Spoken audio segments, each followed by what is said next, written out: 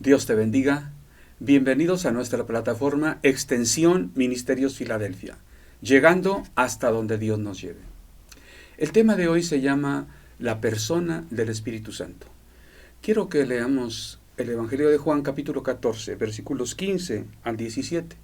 Dice así: Si me amáis, guardad mis mandamientos, y yo rogaré al Padre, y os dará otro Consolador, para que esté con vosotros para siempre. El Espíritu de verdad, al cual el mundo no puede recibir, porque no le ve ni le conoce. Pero vosotros le conocéis, porque mora con vosotros y estará en vosotros. Dicen los pedagogos que cuando un niño aprende a hablar, deja de aprender. Eso con poquitas palabras para que pensemos un poquito más allá. ¿Qué quiere decir esto? Cuando un niño aprende a hablar, ya dejó de aprender. Bueno, la cuestión es esta: el niño, cuando no sabe cómo se llaman las cosas, cuando no habla, observa a las personas y a las cosas, todo lo observa, y pregunta y se cuestiona, se imagina, piensa, reflexiona. Pero cuando ya sabe que, esto es cama, esto es mesa, esto es manzana, ahí ya queda, se acabó la curiosidad. Mi papá dice que se llama manzana, mi papá se dice que se llama naranja. Y así aprende cosas que ni siquiera alcanza a comprender, las memoriza.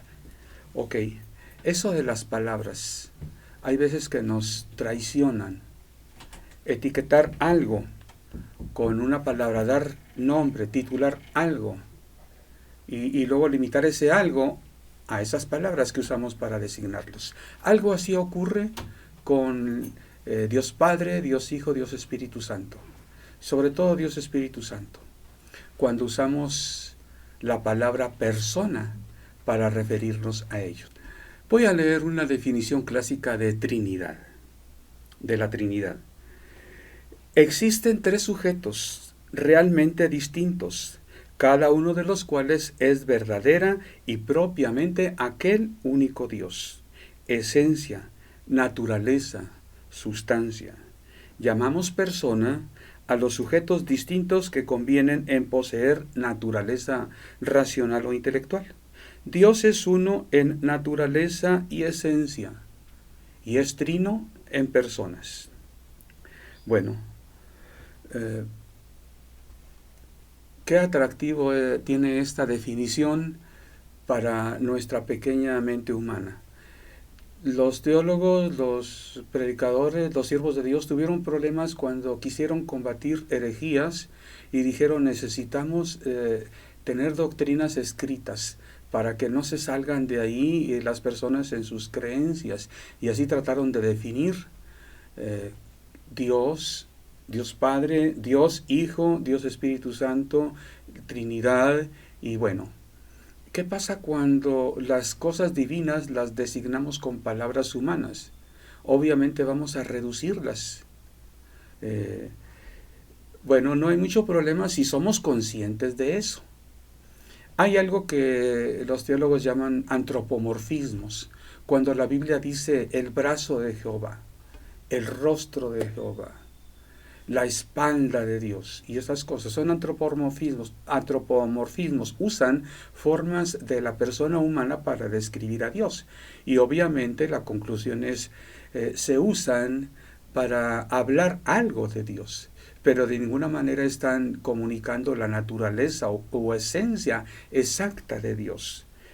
Bueno, recuerdo haber escuchado argumentos de personas que no aceptaban una frase, algo así como estar lleno o no estar lleno del Espíritu Santo. El argumento es así más o menos: si el Espíritu Santo es una persona, ¿está o no está en el creyente? No se puede decir que está lleno o que está medio. Si se dice que está lleno, entonces tendríamos que decir que está medio, o que está un cuarto, o que... Y eso no es con una persona. Una persona está o no está. Bueno, puede ser un razonamiento lógico. Si se aplica a personas, tal vez sea válido. Tú y yo estamos en una persona, en un lugar, pero no podemos estar en otro lugar. Pero no es así con una persona divina. No es así con el Espíritu Santo. Fíjense fíjense la tragedia. Primeramente, llamar persona al Espíritu Santo y decimos, bueno, es que tiene intelecto, voluntad y emociones. Ok, la designamos con la palabra persona, pero esa es limitada a la persona divina.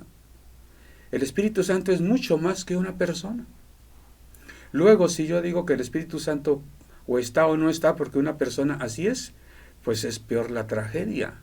Estamos limitando al Espíritu Santo a una palabra que usamos. ¿Le habremos pedido permiso a Él para hacerlo? Lo usamos para designarlo y luego lo limitamos a esa palabra. Como dicen por ahí, eso no se vale. Pero bueno, hay personas que lo hacen y entonces ya no piensan en la idea o posibilidad de buscar ser lleno o estar lleno del Espíritu Santo, porque dicen, no, el Espíritu Santo está o no está. Yo como cristiano ya lo recibí, así es que ya lo tengo. Y luego se preguntan, ¿y aquel que anda en el mundo, aquel que regresó al pecado? Bueno, está el Espíritu Santo, pero está apagado, está contristado. Y ahí se acabó todo. Bueno, la doctrina del Espíritu Santo es la más descuidada. Ha sido la más descuidada en toda la historia de la iglesia cristiana. Últimamente se le ha puesto un poquito más de atención, pero casi hay más libros devocionales que de estudio o teológicos acerca de la persona del Espíritu Santo. Bueno, tratemos de pensar un poquito en lo que dice la palabra de Dios. El Espíritu Santo como persona. Un libro de teología pudiera decir, hablemos algo de la tercera persona de la Trinidad. Yo quiero decirlo de una manera un poco más sencilla. Hablemos del Espíritu Santo como persona, para después hablar de la obra del Espíritu Santo y otras cosas en otro tema. ¿Qué quiere decir el Espíritu Santo como persona? Bueno, que hablemos de las cualidades, de los atributos del Espíritu Santo. Jesucristo, en el pasaje que leímos, les dijo a sus discípulos, no los voy a dejar huérfanos, enviaré otro Paracleto para que esté con vosotros para siempre.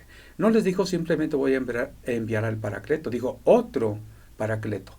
Otro consolador, dice nuestra Biblia en español. Algunas Biblias traducen otro abogado. Se traduce de varias maneras la palabra paracleto, pero literalmente quiere decir uno que está al lado de. Se forma de dos voces, para, que es al lado de. De ahí viene la palabra paralela. Para, al lado de, es una preposición. Y kaleo, que es llamar. Bueno, el Espíritu Santo está a nuestro lado.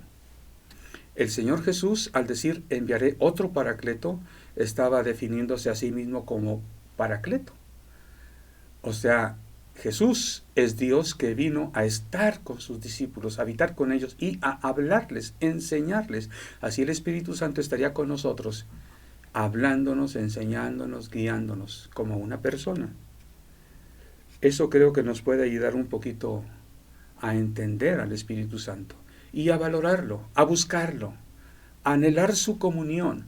La bendición apostólica es el amor del Padre, la gracia de nuestro Señor Jesucristo y la comunión del Espíritu Santo. Los apóstoles pensaban en estas tres cosas, en la relación que el cristiano ha de tener con Dios, con el Hijo y con el Espíritu Santo. Ok, estamos bajo el amor de Dios, somos salvos por la gracia en Cristo Jesús, pero ¿qué cada día? ¿Qué de lo práctico? ¿Qué de lo que necesitamos cada día para vivir, estudiar, predicar? Necesitamos comunicarnos con el Espíritu Santo. Es esa la comunión del Espíritu Santo. ¿Qué hace el Espíritu Santo como persona? Nos convence de pecado. En tema anterior decía que nadie puede llamar a Jesús Señor si no es por la obra del Espíritu Santo. Nos convence de pecado, nos guía a Jesucristo para que lo reconozcamos como Señor y Salvador. Nos habla al corazón diciendo que somos hijos de Dios. Nos recuerda lo que hemos aprendido y nos guía a nuevas verdades. Hay figuras en la Biblia que hablan del Espíritu Santo como persona: paloma, agua de vida, río, fuente, lluvia y otras.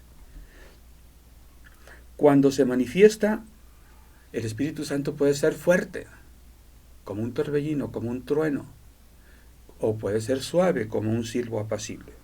La obra del Espíritu Santo, bueno, es material para otro tema. Veamos un poquito lo que ya dijimos. El Espíritu Santo nos convence de pecado.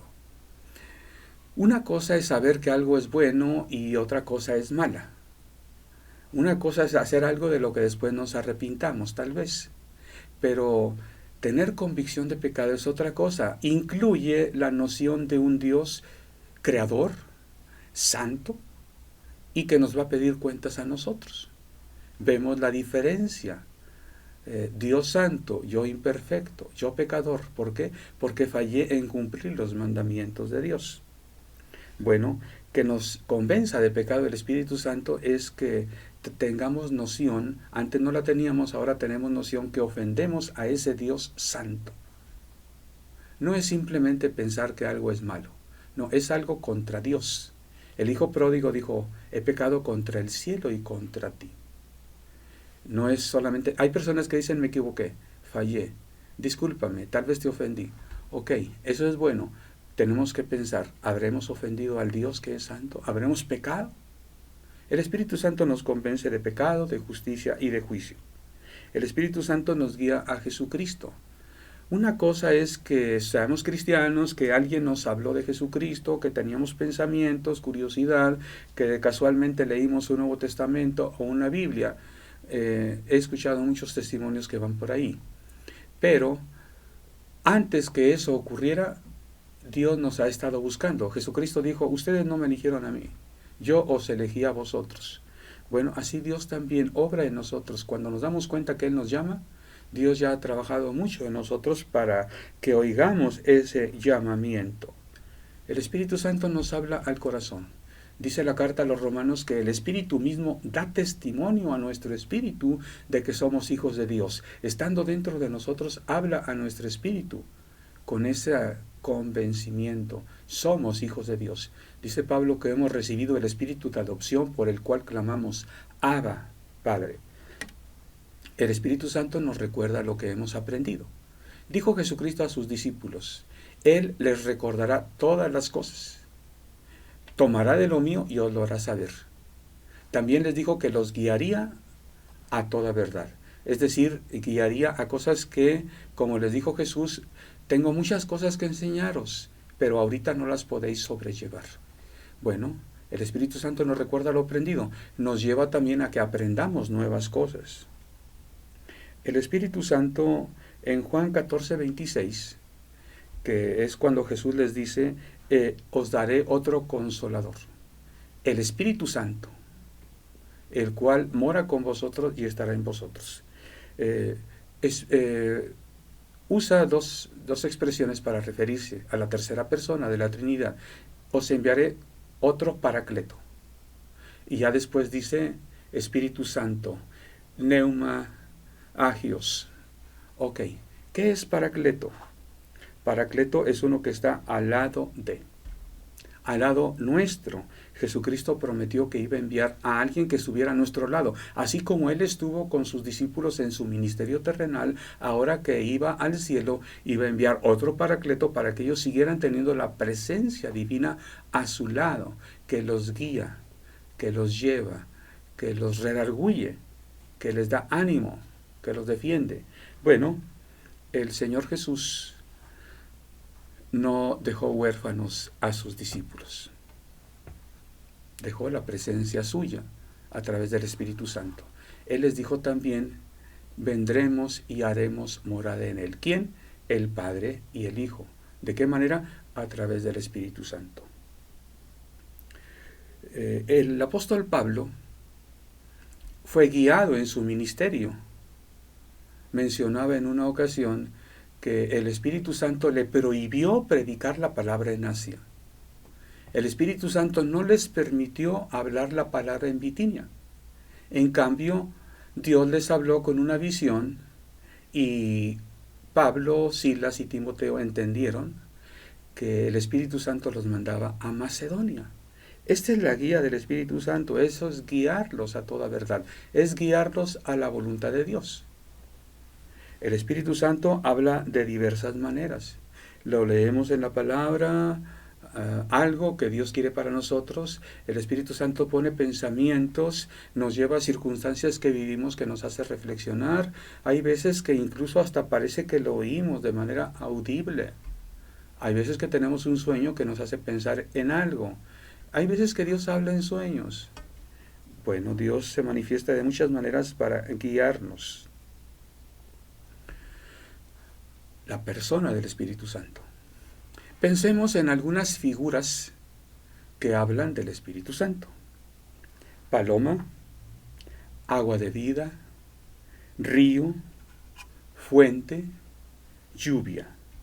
¿Por qué se describe la venida del Espíritu Santo sobre Jesús como descendiendo como paloma? Yo no sé, pero algunos comentaristas dicen, bueno, una paloma es un ave tranquila, suave, por un lado tímida, no es atrevida, necesita haber un ambiente de paz, necesita haber un ambiente que lo reciba, que le permita estar ahí. Dice la Biblia que el Espíritu Santo descendió en Jesús y permaneció en él. Para que una paloma llegue y se quede ahí en un lugar, hace falta que haya paz, que haya armonía, que haya deseo de agradar a esta paloma. Bueno, la palabra de Dios usa la palabra agua y también agua de vida para referirse al Espíritu Santo. El Señor Jesucristo dijo, el que tenga sed, venga a mí y beba. Y el Apocalipsis dice, y el que tiene sed, venga, y el que quiera, tome del agua de vida gratuitamente. Recordemos lo que Jesús habló con la samaritana. Dijo, si supieras quién habla contigo, tú le pedirías y él te daría agua viva. ¿Qué podemos hablar de la figura río para referirse al Espíritu Santo? Bueno, el profeta Ezequiel en el capítulo 47 habla, después de describir el templo, dedica 5 capítulos para hablar del templo, después dice que salía del templo agua. Esta agua salía y midiéndola llegaba a cierta altura, después a cierta altura, después si querías pasar habría que pasar nadando. El agua que sale del templo sale más y más y más y abundante y va y lleva sanidad a las aguas que están muertas, hace que produzcan fruto a uno y a otro lado del camino. El Señor Jesús dijo, de cierto os digo, el que cree en mí, como dice la Escritura, seguramente se refería a Ezequiel 47, de su interior correrían ríos de agua viva. Esto decía, dice Juan, del Espíritu Santo que habrían de recibir los que creyesen en él. ¡Qué hermosa figura! De su interior correrán ríos de agua viva. Ezequiel lo presenta así de esa manera. Sale el agua del templo y produce vida a esa agua. El Espíritu Santo, Jesucristo dijo que, Juan explica que se refería al Espíritu Santo. Cuando el Espíritu Santo llega a la persona, después se manifiesta en la vida de la persona, se manifiesta desde el habla de la persona, cambia a la persona en sus hechos, en su testimonio, y ese testimonio produce vida, porque personas quieren saber de aquello que recibió esta persona, quieren saber de aquello que habla esta persona, y el Espíritu Santo produce vida donde había muerte. También usa la Biblia la palabra fuente para referirse al Espíritu Santo. Dice Jesús, también son palabras de Jesús, será en él una fuente que salte para vida eterna. ¿Y qué podemos decir de fuente? Bueno, es algo decorativo, es algo bonito, es algo un poquito espectacular. De hecho, Jesús dice, salte para vida eterna. La fuente sale agua de abajo, y pues salta, hay una curva y cae otra vez, y así está. Es algo bonito, a todo el mundo le gustan las fuentes, a los niños les encanta. Ves una fuente y en muchas ciudades hay fuentes hermosas. En Atlanta una vez conocí una fuente que con música salía, podía ser música de Cricri o música de los Beatles, pero las notas hacían que saliera un chorrito de agua, ora más bajo, ora más alto, más fuerte, más suave, es algo espectacular. Luego hay momentos y hay lugares, hay otros lugares también donde las personas hasta se pueden meter. Y bueno, todo el mundo quiere mojarse con el agua de una fuente, más cuando hace calor. Siguiendo con el agua, hay otra figura diferente, lluvia.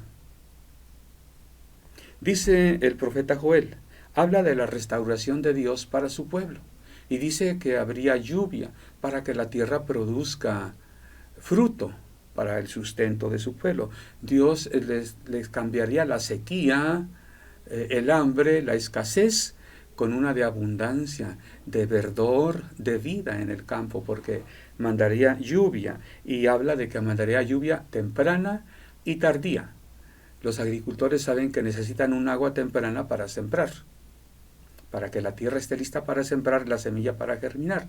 Más adelante necesita otra agua para potencializar el crecimiento de las plantas. Bueno, la Biblia más adelante, cuando el apóstol Pedro está predicando, se refiere al Espíritu Santo que ha descendido sobre la iglesia al cumplimiento de la profecía de Joel. La cuestión es que Joel, cuando habla de esta lluvia con la cual Dios restauraría a su nación, dice, y después, en los últimos tiempos, derramaré de mi espíritu sobre toda carne. Bueno, derramamiento del Espíritu Santo es Joel capítulo 2. Pedro, el apóstol Pedro, en su predicación, Hechos capítulo 2, dice, esto que pasa, que ustedes son testigos, es lo que dijo Joel, que derramaría su Espíritu Santo. Es como lluvia, es lluvia de bendición. Y bueno, tenemos que reconocer que lluvia es siempre visto como bendición. Actualmente en México padecemos sequía y en todos lugares se anhela el agua. Ciertamente algunos ciclones traen y ha provocado desastres en algunos lugares, pero todo el mundo anhela que llegue el río a las fuentes, a los lechos de los ríos, a las presas. Bueno, que Dios en su misericordia conceda que sigan habiendo lluvias. El Espíritu Santo. Hasta los últimos años ha habido una producción un poquito más amplia de libros que hablan del Espíritu Santo, aunque la mayoría son devocionales, pero algunos otros de teología también o de doctrina. Dice Christian A. Schwartz, autor de varios libros que hablan de la iglesia, unos de ellos hablan de un nuevo paradigma de la iglesia. Él dice, el hecho de haber desconectado la doctrina de la Trinidad de la vida cotidiana para elevarla a las altas esferas intelectuales ha tenido consecuencias terribles. Bueno, estoy de acuerdo con Schwartz en cuanto a las consecuencias, pero eso de haber separado, en realidad yo creo que tenemos que ir hasta siglo III, allá cuando los predicadores, los teólogos, los estudiosos se reunieron para tratar de explicar con palabras, con doctrinas elaboradas lo que es la Trinidad, lo que es Dios Padre, lo que es Dios Hijo y lo que es Dios Espíritu Santo.